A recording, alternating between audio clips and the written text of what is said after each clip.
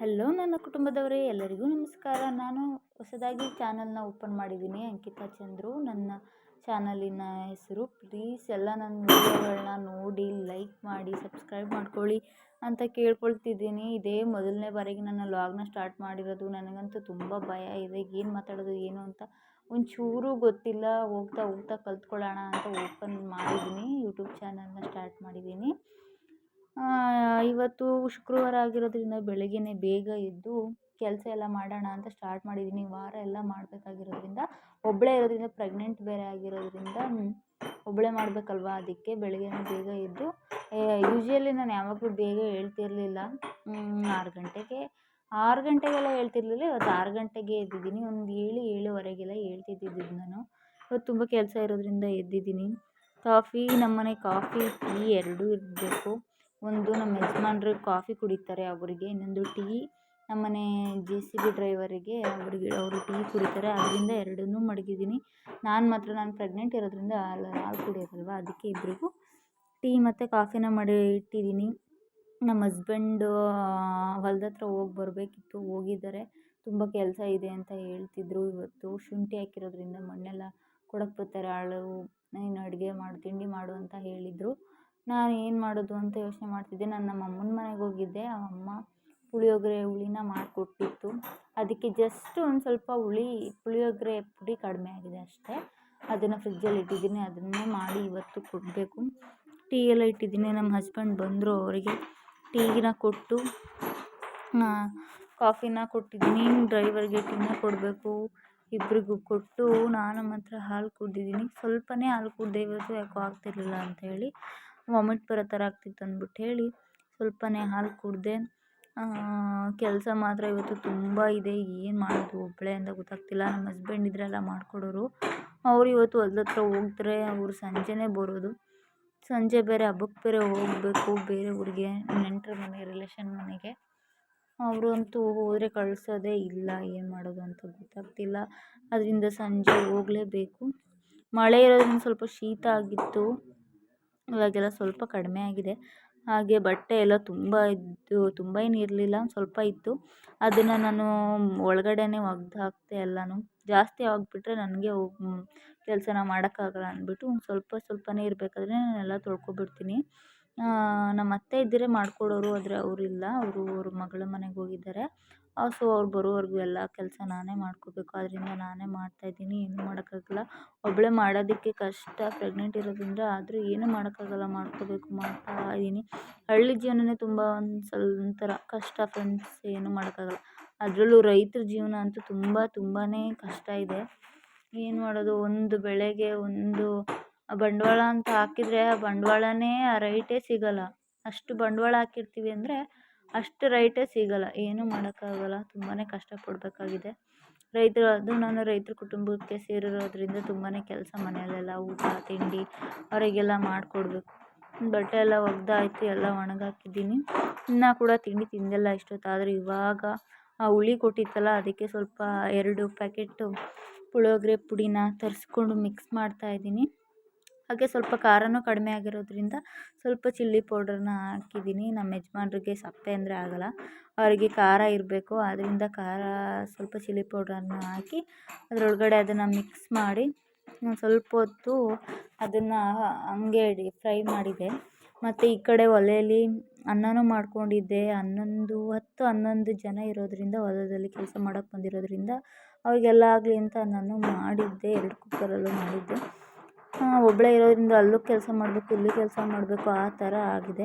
ನನ್ನ ಮಗಳು ಇದ್ದಿದ್ರು ಅಂತ ಅವಳು ಕೆಲಸನೇ ಮಾಡೋಕ್ಕೆ ಬಿಡ್ತಿರ್ಲಿಲ್ಲ. ಅವಳು ಅವ್ರ ಅಜ್ಜಿರ ಜೊತೆ ಅವರ ಅತ್ತೆ ಮನೆಗೆ ಅಂತ ಹೋಗಿದ್ದಾಳೆ. ಯಾವಾಗ ಬರ್ತಾಳೋ ಗೊತ್ತಿಲ್ಲ. ನಾನು ಇನ್ನೇನು ನಮ್ಮ ತಾಯಿ ಮನೆಗೆ ಹೋಗೋ ಸಮಯ ಬಂದಿದೆ, ಹೋಗಬೇಕು. ಹಾಗೆ ಪುಳಿಯೋಗರೆ ಎಲ್ಲ ರೆಡಿ ಮಾಡಿ ಎಲ್ಲ ಕಲಿಸ್ಬಿಟ್ಟು ಎಲ್ಲನೂ ಪ್ಯಾಕ್ ಮಾಡೋಣ ಅಂತ ಕಲಿಸ್ತಾಯಿದ್ದೀನಿ. ಆಲ್ರೆಡಿ 9-9:30 ಆಗಿದೆ. ಇಷ್ಟೊತ್ತಿಗೆಲ್ಲ ತಿಂಡಿ ಕೊಡಬೇಕು, ಅದಕ್ಕೆ ಕಲಿಸ್ತಾಯಿದ್ದೀನಿ. ಒಬ್ಬಳೇ ಇರೋದ್ರಿಂದ ಅಂತೂ ಆಗ್ತಾನೇ ಇಲ್ಲ, ತುಂಬ ಸುಸ್ತಾಗುತ್ತೆ. ಹಾಗೆ ನಾನು ಮೀಶೋದಲ್ಲಿ ಫ್ರಿಡ್ಜ್ ಒಳಗಡೆ ಇಡೋಕ್ಕೆ ಅಂತ ಬಾಕ್ಸ್ನ ಆರ್ಡ್ರ್ ಮಾಡಿದ್ದೆ. ಅದು ಸದ್ಯಕ್ಕೆ ಇವತ್ತೇ ಬಂದಿದೆ. ದುಡ್ಡೆಲ್ಲ ಫೋನ್ಪೇ ಮಾಡಿ ಅವರಿಗೆ ತಂದು ಎಲ್ಲ ಇಟ್ಟಿದ್ದೀನಿ. ಫ್ರಿಜ್ಜಲ್ಲೆಲ್ಲ ಜೋಡಿಸಾಗಿದೆ. ತುಂಬಾ ಗಲೀಜಾಗಿತ್ತು ಅಡುಗೆ ಮನೆಯೆಲ್ಲ ಕೆಲಸ ಮಾಡಿ. ಕಸ ಗುಡಿಸಿ ನಮ್ಮದು ಹಳೆ ಕಾಲದ ಮನೆ ಆಗಿರೋದ್ರಿಂದ ಸ್ವಲ್ಪ ಲೇಟೇ ಕಸ ಗುಡ್ಸೋಕ್ಕಾಗಲ್ಲ. ಮನೆಯೆಲ್ಲ ತುಂಬ ಅಗಲ ಇರೋದ್ರಿಂದ ಅದು ಅಡುಗೆ ಮನೆಯೆಲ್ಲ ಗುಡಿಸಾಯ್ತು. ಇವಾಗ ಮತ್ತು ಹಿಂದಿನ ಮನೆ ಇದೆ, ಅದನ್ನೆಲ್ಲ ಗುಡಿಸಿ ಆಗೆಲ್ಲ ರಾಗಿ ಎಲ್ಲ ಅಲ್ಲೇ ಇಟ್ಟಿರೋದ್ರಿಂದ ನಮ್ಮನೆ ಕೋಳಿ ಸಾಕಿದ್ದೀವಲ್ಲ, ಎಲ್ಲ ರಾಗಿ ಚೀಲ ಎಲ್ಲ ತೂತ ಮಾಡಿಬಿಟ್ಟಿದ್ದು. ಅಲ್ಲೆಲ್ಲ ರಾಗಿ ಎಲ್ಲ ಹರಗಿತ್ತು. ಆ ರಾಗಿನೂ ತುಂಬ ಸಣ್ಣ ರಾಗಿ ತುಂಬ ಸಣ್ಣ ಇರೋದ್ರಿಂದ ಎಲ್ಲ ಕಡೆ ಹರಗಿಬಿಟ್ಟಿತ್ತು. ಮತ್ತು ಎರಡೆರಡು ಸಲ ಗುಡಿಸಿದೆ ಮನೇನ, ಕಸನ. ಹಾಗೆ ಹಾಲು ತುಂಬ ಅಗಲ ಇದೆ, ಅದನ್ನು ಗುಡಿಸಿದ್ದೀನಿ. ವಾರ ಬೇರೆ ಹೊಲದಲ್ಲೆಲ್ಲ ಕೆಲಸನೂ ಇವತ್ತೇ ಸ್ಟಾರ್ಟ್ ಆಗಿಬಿಟ್ಟೈತೆ, ಎಲ್ಲ ಮಾಡಬೇಕು. ಅದಕ್ಕೆ ಸ್ಟಾರ್ಟ್ ಮಾಡ್ಕೊಂಡಿದ್ದೀನಿ. ಕಸ ಎಲ್ಲ ತೊಳೆದು ನಾನು ಯಾವುದೇ ವಾರನ ಮಾತ್ರ ನಾನು ಮಿಸ್ ಮಾಡಲ್ಲ. ಶುಕ್ರವಾರನ ಮಾಡೇ ಮಾಡ್ತೀನಿ. ಇನ್ನೆಲ್ಲ ಮಿಕ್ಕಿದ ವಾರ ಎಲ್ಲನೂ ಸ್ನಾನ ಮಾಡಿ ಆವಾಗವಾಗ ಪೂಜೆ ಮಾಡ್ತಿರ್ತೀನಿ. ಇದೊಂದು ವಾರನ ಮಾತ್ರ ನಾನು ಮಿಸ್ ಮಾಡದೆ ಮಾಡಿದ್ದೀನಿ.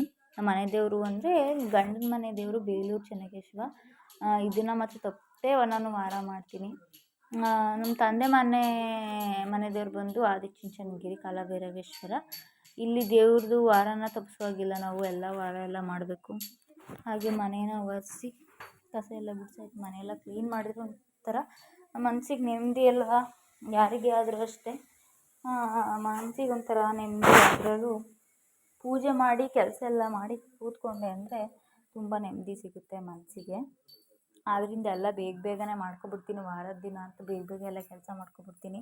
ನನ್ನ ಮಗಳಿದ್ರಂತೂ ಅವಳು ಮಾಡೋಕ್ಕೆ ಬಿಡೋಲ್ಲ. ಆದ್ದರಿಂದ ಅವಳು ಇರುವಾಗ ಬೇಗನೆ ಎದ್ದು ಮಾಡ್ಕೋತಿದ್ದೆ ಎಲ್ಲನೂ. ಇವಾಗ ಮನೆಯೆಲ್ಲ ಒರೆಸಾಯ್ತು, ಎಲ್ಲ ಕ್ಲೀನ್ ಮಾಡಿ ತಿಂಡಿ ಎಲ್ಲ ಕೊಟ್ಟಿದ್ದೀನಿ. ಹಾಸ್ಪಿಟಲ್ಗೆ ಬೇರೆ ಹೋಗ್ಬೇಕಿತ್ತು, ಆದರೆ ಇವತ್ತು ಮಿಸ್ ಆಯಿತು, ಹೋಗೋಕ್ಕಾಗಲಿಲ್ಲ. ನಾಳೆ ಹಾಗೆ ರಿಲೇಷನ್ ಮನೆಗೆ ಹೋಗ್ಬೇಕಲ್ಲ, ಆ ಕಡೆಯಿಂದ ಬರ್ಬೇಕಾದ್ರೆ ತೋರಿಸ್ಕೊಂಡು ಬರಬೇಕು. ಸ್ಕ್ಯಾನಿಂಗ್ ಹೇಳಿದ್ದಾರೆ, ಸ್ಕ್ಯಾನಿಂಗ್ ಎಲ್ಲ ಮಾಡಿಸ್ಕೊಂಡು ಆ ಕಡೆಯಿಂದನೇ ಬರಬೇಕು. ಅರಕಲಗೂಡಿಗೆ ಹೋಗಬೇಕು. ಅಲ್ಲೇ ನಾವು ಎಲ್ಲವಾಗಲೂ ನಾವು ಅಲ್ಲೇ ಸ್ಕ್ಯಾನಿಂಗ್ ಮಾಡಿಸೋದು ಮತ್ತು ಹಾಸ್ಪಿಟಲ್ಗೆಲ್ಲ ತೋರಿಸೋದು ಅಲ್ಲೇ. ಒಂದು ಸಲ ಮಾತ್ರ ಹಾಸನ್ಗೆ ಸ್ಕ್ಯಾನಿಂಗ್ ಅಂತ ಹೋಗಿದ್ವಿ. ಇವಾಗ ಅಲ್ಲಿಗೇ ಹೋಗಬೇಕು. ಯಾಕೆಂದರೆ ಅಲ್ಲಿ ತುಂಬ ಕ್ಲಿಯರಾಗಿ ಹೇಳ್ತಾರೆ, ಪಾಪು ಹೇಗಿದೆ ಎಲ್ಲ ತೋರಿಸ್ತಾರೆ. ತುಂಬಾ ಕ್ಲಿಯರಾಗಿ ಸಮಸ್ಯೆ ಇದ್ದರೆ ಎಲ್ಲನೂ ತುಂಬಾ ಕ್ಲಿಯರಾಗಿ ಹೇಳ್ತಾರೆ. ಅದರಿಂದ ನಮ್ಮ ಡಾಕ್ಟರ್ ಕೂಡ ಅಲ್ಲಿಗೇ ಸ್ಕ್ಯಾನಿಂಗಿಗೆಲ್ಲ ಅಲ್ಲಿಗೇ ಬರ್ಕೊಡ್ತಾರೆ. ಅಲ್ಲಿಗೇ ಹೋಗಬೇಕು ಇವಾಗ. ಅದಕ್ಕೆ ಎಲ್ಲ ಬೇಗ ಮಾಡಿಕೊಂಡು ಹೋಗೋಣ ಅಂತ ರೆಡಿ ಮಾಡ್ಕೋತಿದ್ದೆ. ನಮ್ಮ ಯಜಮಾನ್ರು ಎಷ್ಟೊತ್ತಿಗೆ ಬರ್ತಾರೆ ಅಂತ ಗೊತ್ತಿಲ್ಲ. ಒಟ್ಟಿನಲ್ಲಿ ಅವ್ರು ಬರೋದು ಸಂಜೆ ಆಗುತ್ತೆ. ಅಷ್ಟೊತ್ತು ನಾನೆಲ್ಲ ಕೆಲಸ ಮುಗಿಸ್ಕೊಂಡ್ರೆ ಅವ್ರಿಗೂ ಸ್ನಾನ ಎಲ್ಲ ಮಾಡಿಕೊಂಡು ಅವರು ಬೇಗ ರೆಡಿ ಆಗ್ತಾರೆ. ರೆಡಿ ಆಗಿಬಿಟ್ಟು ಏನಿಲ್ಲ, ಹೊರಡೋದಷ್ಟೇ. ನಮ್ಮನೆ ಹಬ್ಬಗಳಲ್ಲೆಲ್ಲ ಫಂಕ್ಷನ್ಗೆಲ್ಲ ಹೇಳ್ತೀವಿ ಅಂದರೆ ಅವರು ಬರ್ತಾರೆ, ನಮ್ಮ ರಿಲೇಷನ್ನ. ಆದ್ದರಿಂದ ಅವ್ರ ಮನೆಗೆ ಅಂದರೆ ಸ್ವಲ್ಪ ಬೇಗನೆ ಹೋಗಬೇಕು. ಆದರೆ ಏನು ಮಾಡೋದು, ಇವತ್ತು ಕೆಲಸಕ್ಕೆ ಆಳ್ಗಳು ಬಂದಿರೋದ್ರಿಂದ ಸ್ವಲ್ಪ ಲೇಟೇ ಆಗುತ್ತೆ ಅವ್ರ ಮನೆಗೆ ಹೋಗೋದು.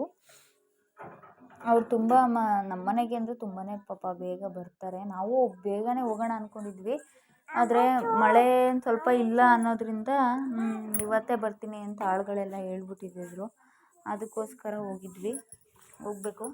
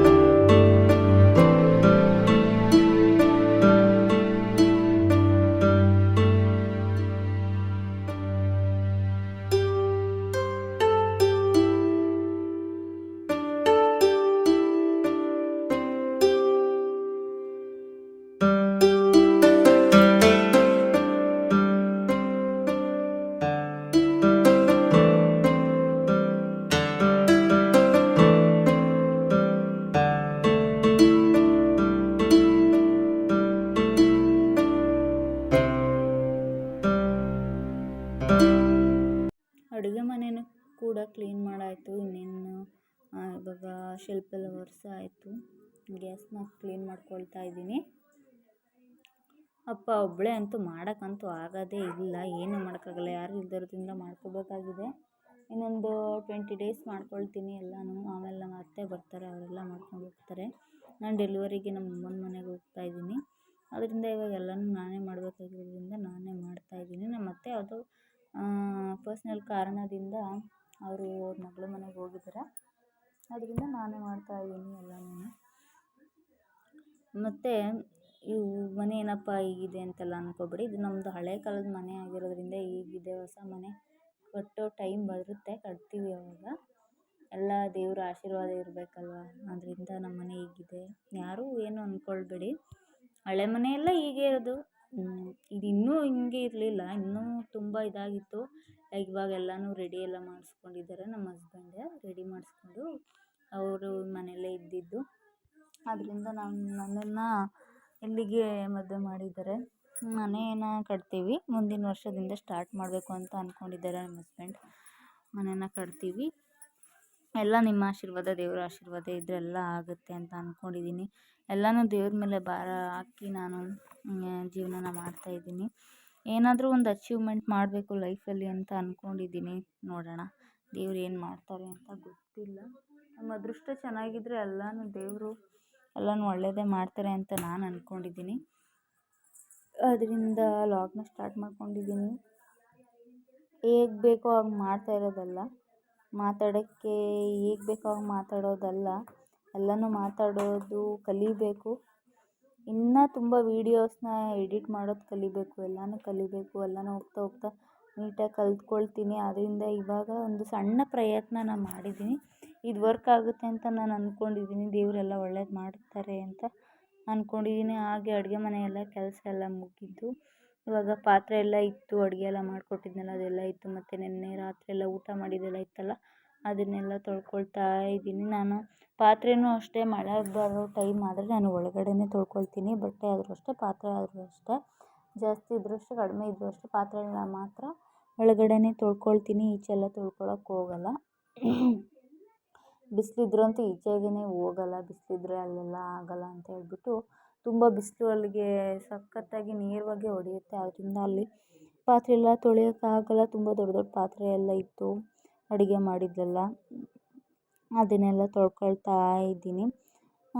ಮತ್ತು ನಮ್ಮ ಯಜಮಾನ್ರು ಕೂಡ ಇನ್ನೂ ಬಂದಿಲ್ಲ ಹೊಲದಿಂದ. ಟೀ ಮಾತ್ರ 2 ಸಲ ತೊಗೊಂಡು ಕೊಟ್ಟರು. ಅವ್ರು ಇನ್ನೂ ಬರೋದು, ಹೊಲ್ದ ಹತ್ರ ಹೋದ್ರೆ, ಡೈಲಿ ಹೊಲ್ದ ಹತ್ರ ಹೋದ್ರು ಅಂದರೆ ಬೆಳಗ್ಗೆ ಹೋದರೆ ಸಂಜೆನೇ ಮನೆ ಹತ್ರ ಬರ್ತಾರೆ. JCB ಕೆಲಸ ಮಾತ್ರ ಡ್ರೈವರ್ ಮಾಡ್ತಾರೆ. ಇನ್ನು ಹೊಲದಲ್ಲಿ ಶುಂಠಿ ಎಲ್ಲ ಹಾಕಿರೋದ್ರಿಂದ ನಮ್ಮ ಯಜಮಾನ್ರನ್ನೇ ಎಲ್ಲ ನೋಡ್ಕೋಬೇಕಾಗಿರೋದ್ರಿಂದ ಅವರು ಅಲ್ಲೇ ಎನಿ ಟೈಮ್ ಇರ್ತಾರೆ. ಎನಿ ಟೈಮ್ ಅಂದರೆ ಬೆಳಗ್ಗೆ ಸ್ವಲ್ಪ ಬೇಗನೆ ಎದ್ದೋಗಿ ನೀರೆಲ್ಲ ಹೊಡಿಬೇಕಲ್ಲ ಶುಂಠಿಗೆಲ್ಲ, ಅದಕ್ಕೆ ಅಲ್ಲೇ ಎದ್ದೋಗ್ತಾರೆ. ಬೆಳಗ್ಗೆ ಬೇಗ ಎದ್ದೋಗಿ ಸಂಜೆ ಒಂದು 6 ಗಂಟೆ 7 ಗಂಟೆ ಅನ್ನೋ ಅಷ್ಟರಲ್ಲಿ ಬರ್ತಾರೆ. ನನಗೂ ತುಂಬ ಬೇಜಾರಾಗ್ತಿರುತ್ತೆ, ನನ್ನ ಮಗಳು ಬೇರೆ ಇಲ್ಲ. ಅದರಿಂದ ತುಂಬ ಬೇಜಾರು. ಆದರೆ ಏನು ಮಾಡೋದು, ಏನೂ ಮಾಡೋಕ್ಕಾಗಲ್ಲ. ಅವರಲ್ಲಿ ಅವ್ರ ಅಜ್ಜಿಗೆ ಮತ್ತು ಅವರಿಗೆ ಬೇಜಾರಾಗುತ್ತೆ ಅಂತ ನಾನೇ ಕಳಿಸಿದ್ದೀನಿ. ಇಲ್ಲಿದ್ದರೂ ನಮ್ಮ ಮಗಳನ್ನ ಅಂತೂ ಹಿಡಿಯೋಕ್ಕೆ ಆಗಲ್ಲ ನನ್ನ ಹತ್ರ, ನನ್ನ ಕೈಯಿಂದ. ಅದಕ್ಕೆ ಅಲ್ಲೇ ಕಳಿಸಿದ್ದೀನಿ. ಇನ್ನು ನಾನು ಪಾತ್ರೆನೆಲ್ಲ ತೊಳೆದ್ಬಿಟ್ಟು ಅಲ್ಲೇ ಸ್ವಲ್ಪ ಹೊತ್ತು ಇಡ್ತೀನಿ. ಯಾಕೆ ಅಂದರೆ ಅದ್ರಲ್ಲಿ ನೀರೆಲ್ಲ ಇರುತ್ತಲ್ಲ, ಅದೆಲ್ಲ ಸೋರಲಿ ಅಂದ್ಬಿಟ್ಟು. ಹಾಗೆ ಪಾತ್ರೆ ಎಲ್ಲ ತೊಳೆದಾಯಿತು. ತೊಳೆದಾದ್ಮೇಲೆ ಸ್ನಾನ ಮಾಡಿಕೊಂಡು ಸ್ವಲ್ಪ ಸುಸ್ತಾಗ್ತಿತ್ತು ಅಂತ ಸ್ವಲ್ಪ ಹೊತ್ತು ರೆಸ್ಟನ್ನು ಕೂಡ ಮಾಡಿದೆ. ಹಾಗೆ ಒಂದು ಸ್ವಲ್ಪ ಹೊತ್ತು ವೀಡಿಯೋನ ಸ್ಟಾಪ್ ಮಾಡಿದ್ದೆ. ಇವಾಗ ದೀಪ ಹಚ್ಚೋಣ ಅಂತ ಹೇಳ್ಬಿಟ್ಟು ಎಲ್ಲ ಕೆಲಸ ಮುಗಿಸಿ ದೀಪ ಎಲ್ಲನೂ ಹಚ್ಚಿ, ನಮ್ಮನೆ ದೇವ್ರ ಮನೆ ಸ್ವಲ್ಪ ಕತ್ತಲೆ, ಲೈಟ್ ಹಾಕಿದ್ರೂ ಕೂಡ ಕತ್ತಲೆನೇ. ಮತ್ತು ಕರೆಂಟು ಕೂಡ ಇವತ್ತು ಇಲ್ಲ, ಮಳೆ ವಾತಾವರಣ ಆಗಿರೋದ್ರಿಂದ ಕರೆಂಟು ಇರಲಿಲ್ಲ. ಮತ್ತು ಬೆಳಗ್ಗೆ ಎಲ್ಲ ಬಟ್ಟೆ ಒಣಗಾಕಿದ್ನಲ್ಲ, ಅದೆಲ್ಲ ಒಣಗಿತ್ತು, ಬಿಸಿಲಿತ್ತು, ಅದಕ್ಕೆ ಒಣಗಿತ್ತು. ತುಂಬ ಕಡಿಮೆ ಬಟ್ಟೆ ಇರೋದ್ರಿಂದ ಬೇಗ ಒಣಗಿದೆ. ಆದ್ದರಿಂದ ಎಲ್ಲನೂ ತೊಗೊಬಂದು ಎಲ್ಲನೂ ಜೋಡಿಸಿ ಇಡ್ತಾಯಿದ್ದೀನಿ. ಹಬ್ಬಕ್ಕೆ ಹೋಗಬೇಕಾಗಿರೋದ್ರಿಂದ ಲೇಟ್ ಆಗುತ್ತೆ ಅಂತ ಬೆಳಗ್ಗೆ ಬೇಗ ಎದ್ದು ಕೆಲಸ ಎಲ್ಲ ಮಾಡ್ಕೊಂಡಿದ್ದೀನಿ. ಹಾಗೆ ರೆಡಿಯಾಗಿ ಹಬ್ಬಕ್ಕೂ ಕೂಡ ಹೊರಟ್ವಿ. ಓಕೆ ಫ್ರೆಂಡ್ಸ್, ಬಾಯ್. ಅಲ್ಲಿ ವಿಡಿಯೋ ಮಾಡೋಕ್ಕಾಗಲಿಲ್ಲ. ದಯವಿಟ್ಟು ನನ್ನ ವೀಡಿಯೋಸ್ನ ಎಲ್ಲ ಲೈಕ್ ಮಾಡಿ, ಸಬ್ಸ್ಕ್ರೈಬ್ ಮಾಡಿ ಅಂತ ಕೇಳ್ತೀನಿ.